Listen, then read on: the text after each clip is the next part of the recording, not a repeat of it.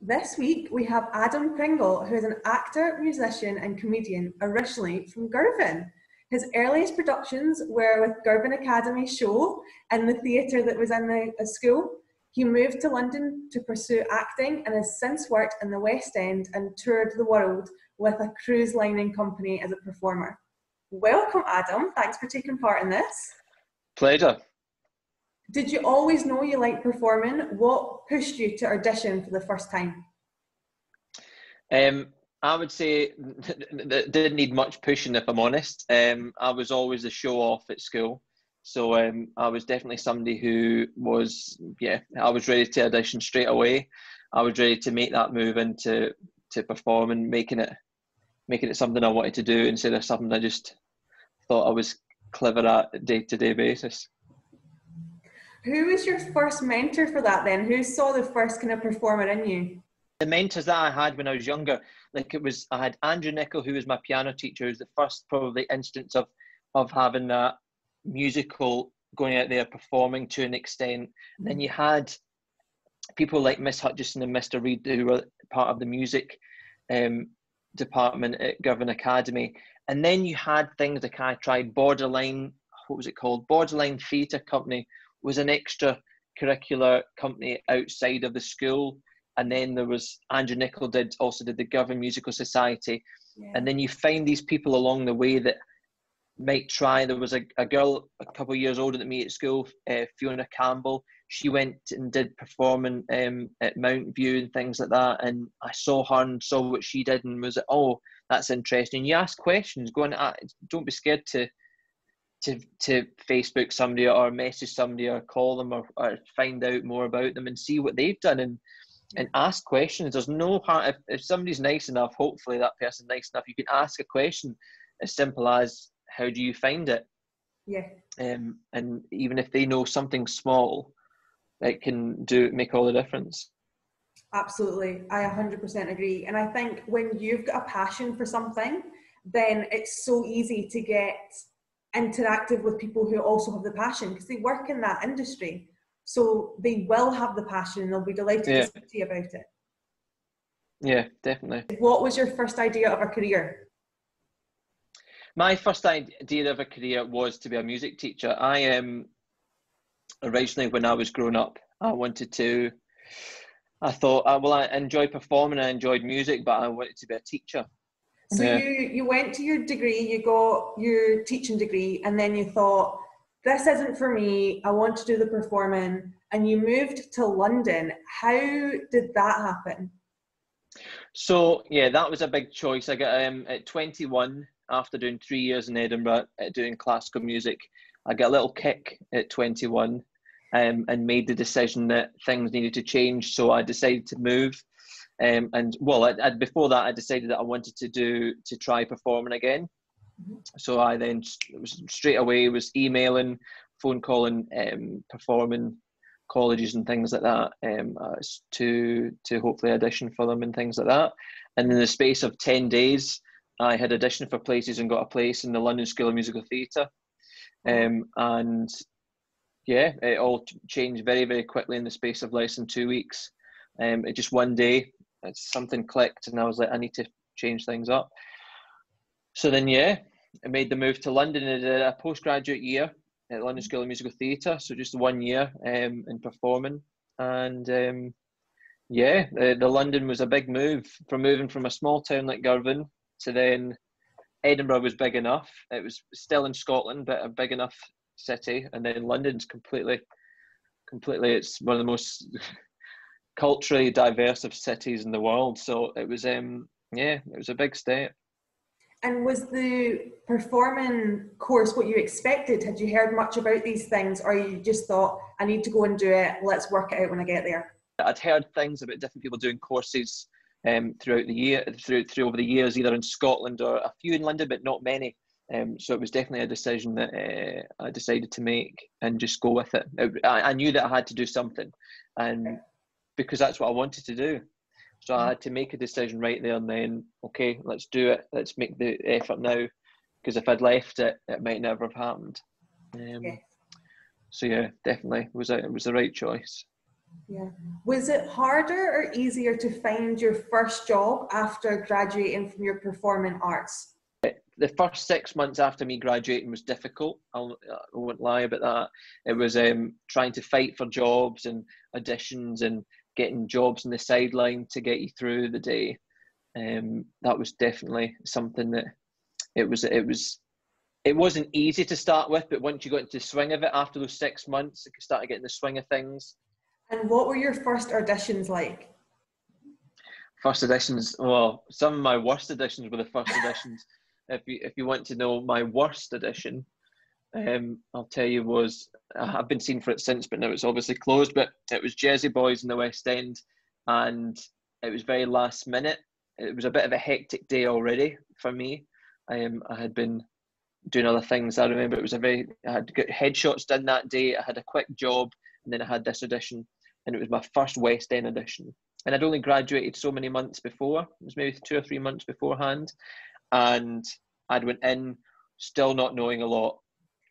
So I didn't know that you should have cut your music down. So for instance, I took the song Unchained Melody to sing for Jersey Boys, but I took the whole song. So I took a 5.5 minute song for an audition, when you're recommended now, when you get to know things, that it should probably be between 2 to 3 minutes maximum. Wow. And I was nervous, and I was intimidated. I wasn't, not that the guys there were intimidating, but I was intimidated by the guys there because I knew who some of them were, some of these big West End stars, and these gentlemen who had definitely been in the business longer than I had. And I turned up all bright-eyed and bushy-tailed, but also very, very much unaware of what I was about to step into. Do you still get nervous? So it's, yeah, you still get nervous when it comes to things that you really care about, which is a good thing, but it's learning how to contain that without letting it affect you possibly getting the job. Talk us through that experience. Like, what happened after you graduated? Since I graduated, this is my third agent. They say you never stick with your first, which is very true, because my first one, he was fine and nice enough, but you learn very quickly what your agent wants and what you want can be very different. So I then was in with another agency who were great. I was with them for many years, and we left in amicable terms. But yeah, agents, if you find the right one that's perfect for you, if you know what you want and you tell them what you want to do, and they are okay with that, then it's plain sailing. Because at the end of the day, the agents are there to try and get you jobs for you to then get paid so they can get paid. Yes. So yeah, that's, as long as you're happy with your agent and they're happy with you, then that's 90% of the battle. And then it's just discussing, as long as you're able to openly talk with them and feel that you're comfortable with them, then yeah, your agents are a great thing. What's the networking like in an acting industry? Are people supportive? I think it's a very supportive industry, and I think at the end of the day, people are there just to do a job, and you're there to show yourself. As long as you go in the room, do what you want to do what you can do, and show what you can bring to a table, a production, or whatever. Then there's no point in being, oh, that guy, or like being against somebody else. There's no time for that. So do you use mentors when you're going to different things and you think you want to expand? You've done acting and comedy and musical things. Do you seek out people to give you advice? And if so, is everyone willing to give advice? And how's the mentorship within the industry? Every job that I've had, there's always one person who I've kept definitely in contact with, who's maybe I've contacted if I ever thought about asking something, or somebody's advice. It's always good to have someone there, at least one person you can maybe call on, either as maybe a family friend, or a friend who's in the industry, or somebody you've worked with that you can trust. As long as you can trust that person, I think that's a great thing to have. If you're able to contact somebody, either messaging them or phoning them or whatever, to discuss something, that's great to have. I definitely have a handful of people who I definitely I'm very lucky to have. Yeah, absolutely. And just talking out loud about it and engaging with someone else and telling them how you feel about about the situation is really valuable and helps you within your head, especially if you've got such a short time to think about it, to make the best decision, or the best decision at that point. 100%. Yeah. So what's your favourite bit about the acting industry? What do you really, really enjoy? What I really enjoy about the acting industry, I would say it's the unknown. I'm very much someone who enjoys not, as long as I'm stable and not knowing where the next job is coming, or something could literally pop up at any point. I'm very much a man of circumstance. The amount of random jobs I've had that I would never thought I would have done. Like, I became a vocalist for an Irish dancing tour that went around Russia and Europe. Never thought that would be a thing that I would ever do. And I didn't even audition for that. That was my agent at the time who phoned me up and said, they're needing a vocalist to start in a couple of weeks.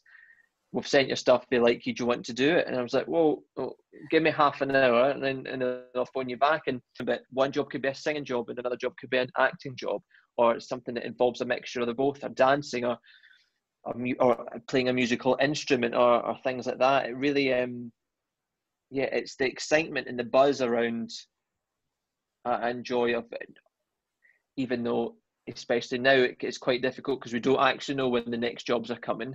But in a normal example, if you work hard enough and you really apply yourself to your industry, then I think you'll work, and that excitement of that next job is always going to be there. Yeah, and no job will ever be the same. So you're moving. Not at all. And there'll be different challenges with each thing, which will be really good fun, I would say. Yeah, 100%. Like, there's always something new. That's really cool. So a lot of people think of the negatives to acting or being a performer is dealing with the rejections from interviews and not getting the jobs. How do you deal with becoming resilient to that?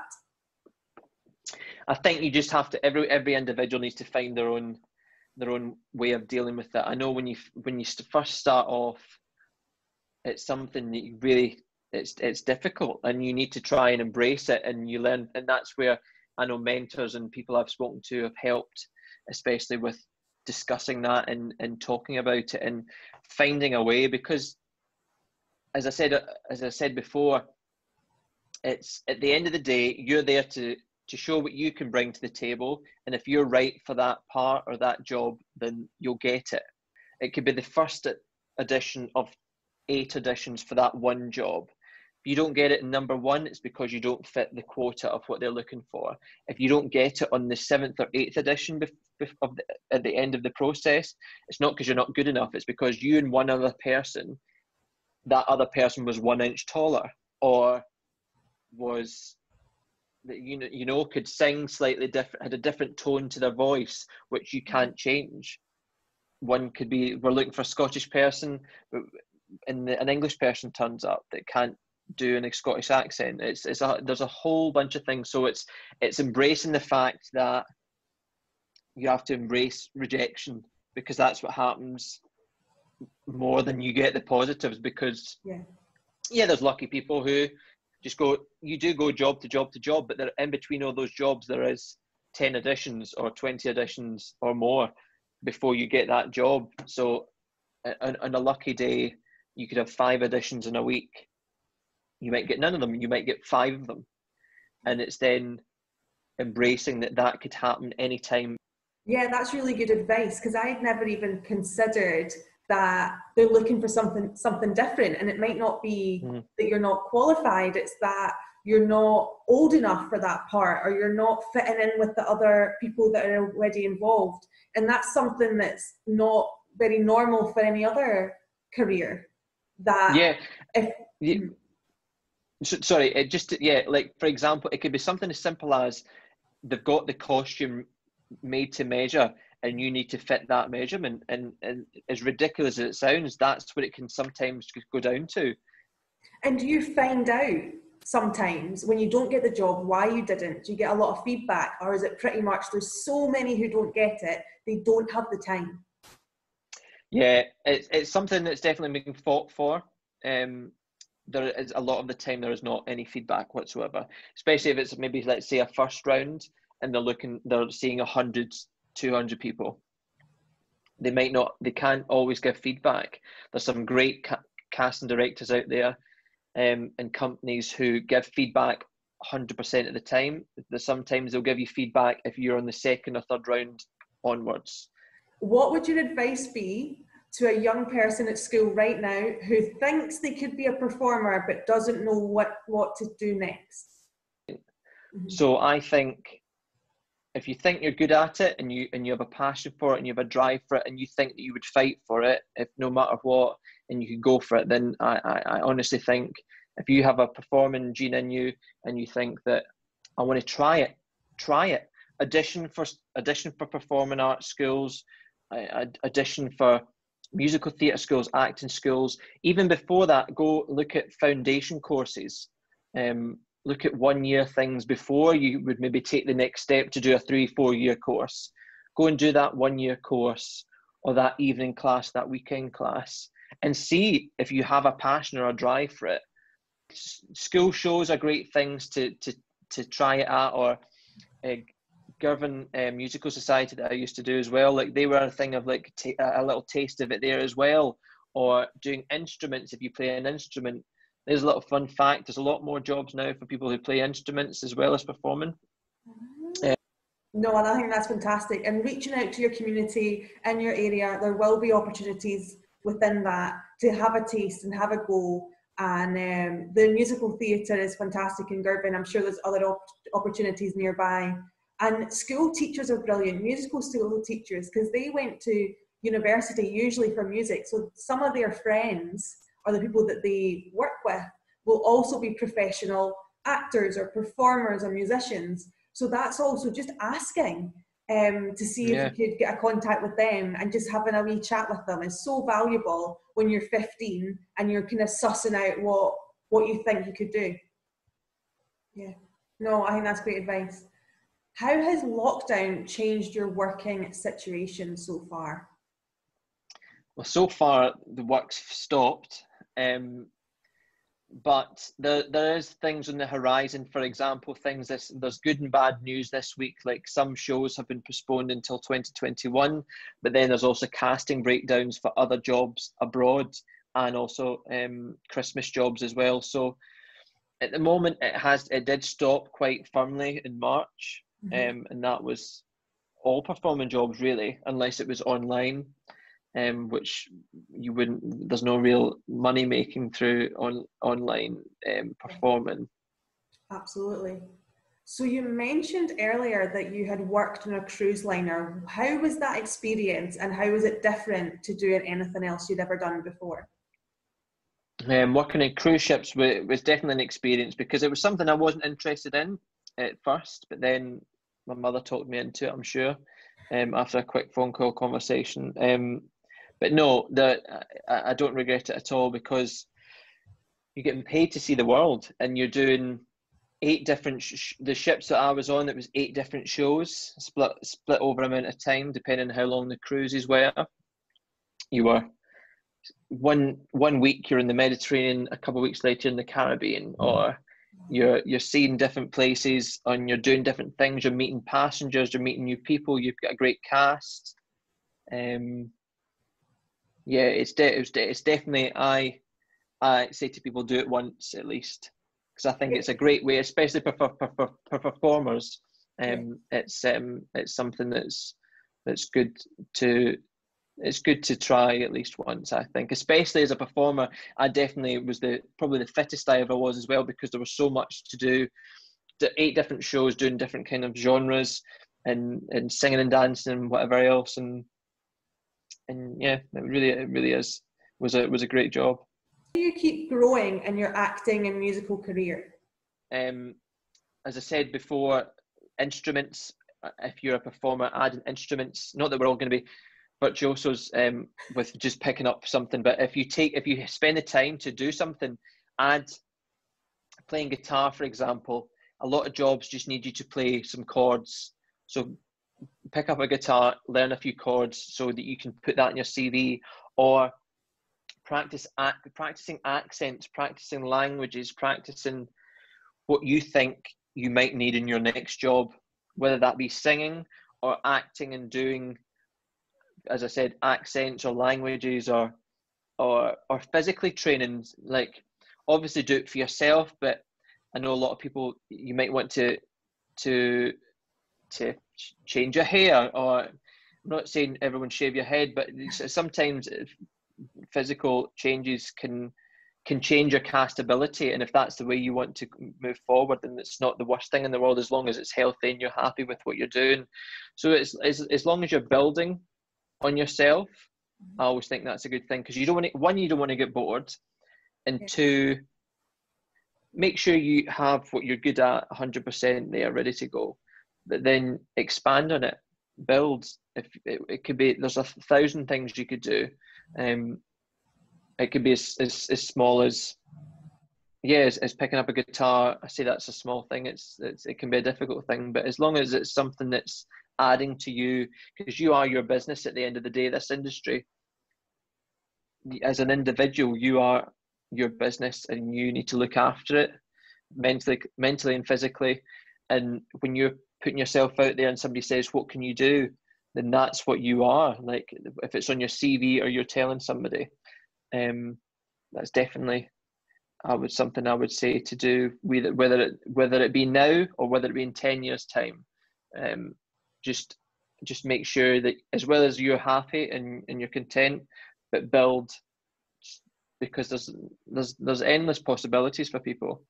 We don't all need to be stuck in one thing. That's maybe what I've tried to do. Is I've tried singing it, like either singing or acting or comedy or writing, or try your hand at something. If you like doing it, try it. There's no harm in trying. That's what I say. No, I think that's great advice. And you don't need to be the best at it. You just need to have a little bit of experience and a little bit of confidence in it to get you started, and you can work out if it's the thing for you or not. 100%, yeah. Yeah. So how would you recommend, how do you learn your lines? Because that's another thing that, if you're an actor, is from an outside seems pretty intense. Oh, that's something I've had to keep ploughing at. That's maybe one of the things that I still, as I go along, need to practice at more. I have been known in the past to maybe leave it last minute, which you shouldn't do. But if you're lucky enough to have someone there who's willing to run lines with you, that's very much helpful. Some people can learn lines like that, but some people it takes a lot longer. The app Line Learner, I highly recommend. I only started using it last year. You can record your lines and everyone else's lines and have the script there, and you can mute your lines and have the other person's lines in between. It's very helpful. Yeah, and what an insider tip, use the app. Line Learner. Yeah, no, absolutely. So do you feel, you are a professional actor, do you feel like you've made it now, or do you have loads more to come? Oh no, I definitely think I've got lots more to come. Yeah, I've still got that bottle of whiskey I got from my first professional job that I'm still waiting to open when I hit that job that I'm like, yeah, I've made it. Yeah, because if you look at, I know you see these things that Morgan Freeman didn't do his first professional acting job until he was 50 and things like that. You see all these statistics of people that do things later in life, and I'm saying that that's what everyone's going to do, and yeah, wait till you're 50, and if it hasn't happened till then give up. But what I'm saying is that we're all running our own race. So yeah, I'm not in a rush. As long as I'm happy and content, I'm in no rush. Yeah, I love that line, everyone's running their own race. I'm going to use that in life. That's a good line to have. Yeah, definitely. That's awesome. Well, thank you very much for telling us about your journey and about your experiences so far. We look forward to seeing you when you've made it and you're drinking that bottle of whiskey. I know. But yeah, hopefully this is inspiration for anybody in school right now who's looking and thinking about, I'd really love to be an actor, but I don't know where to go next. We've spoken to an actor and we've hopefully got some answers for you, and we look forward to hopefully seeing you elsewhere. Thanks very much for having me.